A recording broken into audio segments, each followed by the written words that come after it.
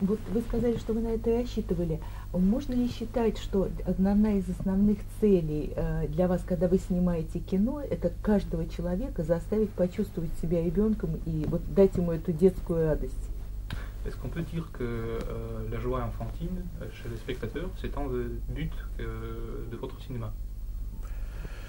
Non, non, c'est pas le but principal, mais il y a un concours de circonstances en ce moment. C'est vrai que c'est assez dur pour tout le monde en ce moment autour du monde. Il y a vraiment une crise mondiale et on a envie de...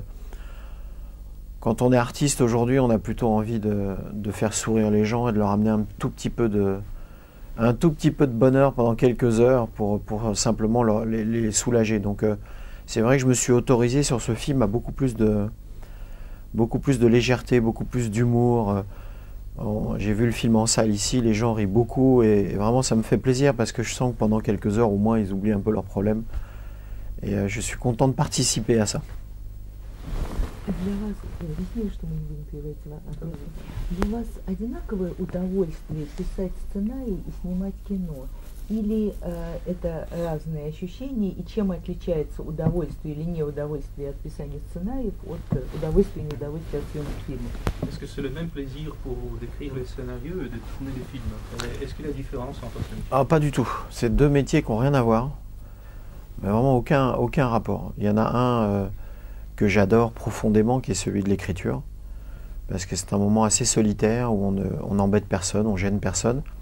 Et on est surtout tous égaux, puisque c'est vraiment une feuille de papier, un stylo, et chacun a sa chance de sortir de son esprit quelque chose d'intéressant. Donc j'aime beaucoup ce challenge équitable entre tout le monde. Donc l'écriture reste quand même vraiment ce que je préfère. Après, la mise en scène, c'est autre chose. La mise en scène, ça demande certaines capacités et talents que je pense avoir. On n'en est jamais sûr, mais a priori, je pense que j'en ai un petit peu. Mais ça demande aussi une mentalité un peu de chef de guerre et de bataille à mener en temps et en heure. Enfin, c'est vraiment une bataille permanente. Donc, c'est pas du tout les mêmes.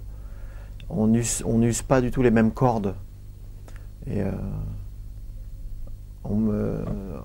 c'est assez drôle d'ailleurs parce qu'on me reconnaît beaucoup plus facilement comme metteur en scène, comme auteur, alors que je suis vraiment profondément plutôt un auteur. Вы очень точно в своем фильме передали ощущения, которые испытываешь, проходя, особенно ночью мимо Лувра, и особенно когда там вот эти плакаты, что идет выставка мумий там или еще что-то такое египетское. Это вот история возникновения, создания этого фильма, она как-то была связана с вашими детскими ощущениями от мумий, от Лувра, от этих вот египетских залов? Vous avez montré avec une très grande précision la sensation, le sentiment qu'on éprouve, la fascination de momies, de grands espaces de Louvre.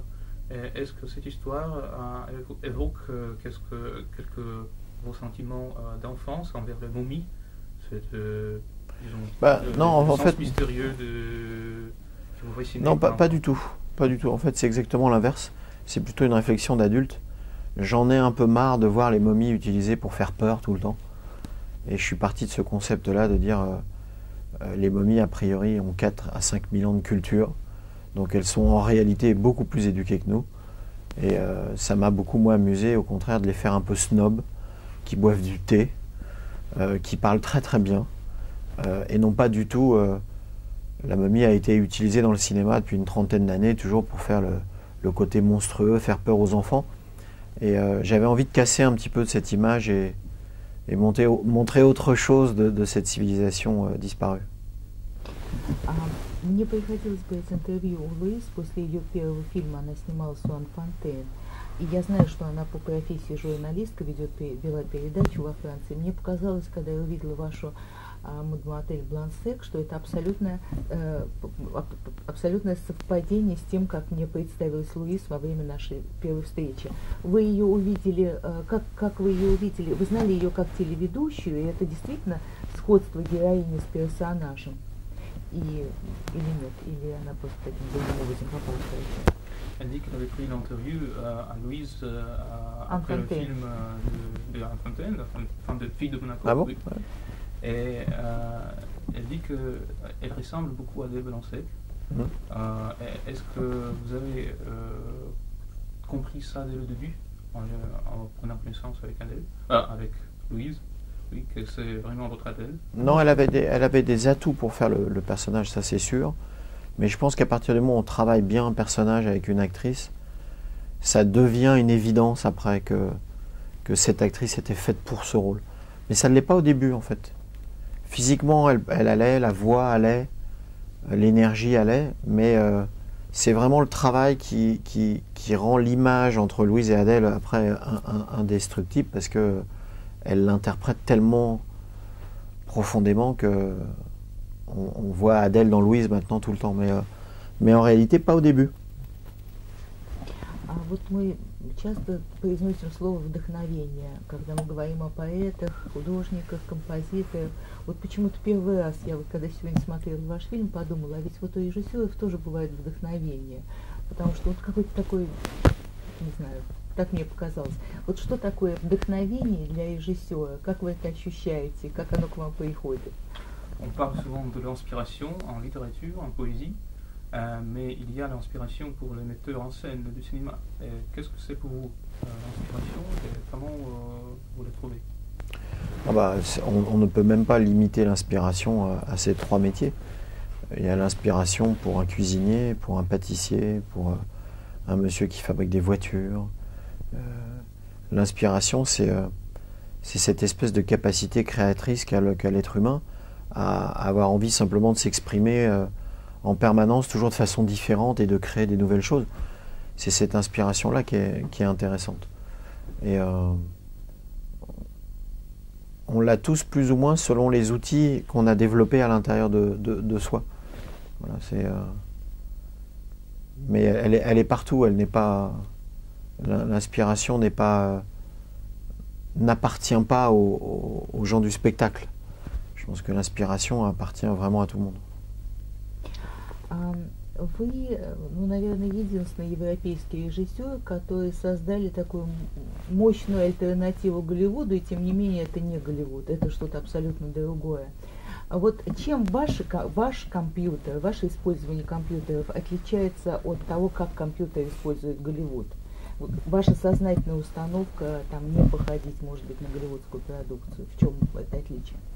Vous êtes peut-être le seul metteur en scène européen qui fait la concurrence à Hollywood, mais ce n'est pas la production hollywoodienne. Quelle est la différence entre vos effets spéciaux et les effets spéciaux de Hollywood? Est-ce qu'il y a une différente approche? Non, je pense que déjà de les mettre en compétition les uns contre les autres, c'est pas une bonne chose. Le cinéma a tout à gagner dans sa diversité. Moi, je me bats pour que dans une salle de cinéma de 10 salles, il y ait un film américain, un film français, un film japonais, un film italien, un film russe, un film tchèque, un film albanais.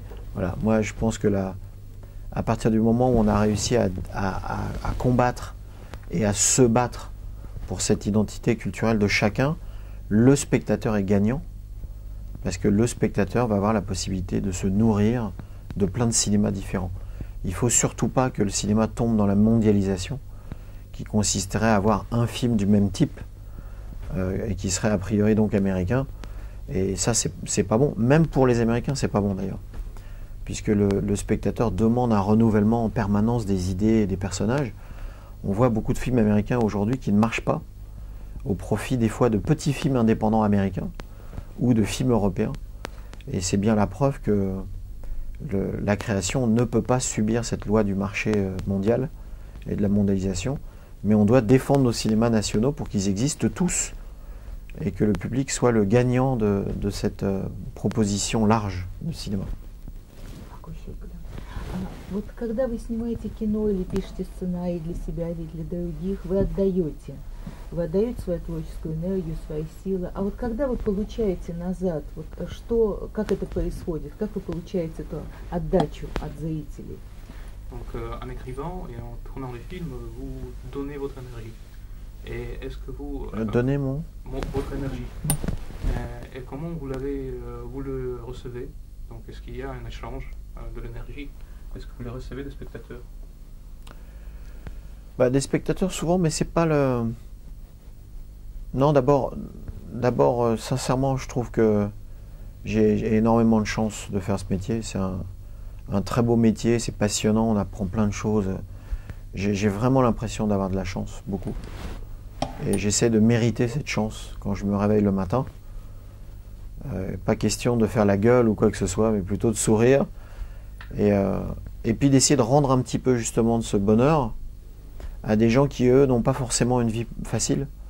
Il y a beaucoup de gens qui ont des métiers difficiles, qui ont du mal à finir les fins de mois, et beaucoup de ces gens-là sont des spectateurs. Donc c'est là où se fait l'échange. Moi, j'essaie d'échanger ce bonheur qu'on m'amène en le réduisant dans un film et en essayant de le rendre aux autres. Donc il y a surtout un échange comme ça de plaisir. Огромное спасибо, это большое счастье разговаривать.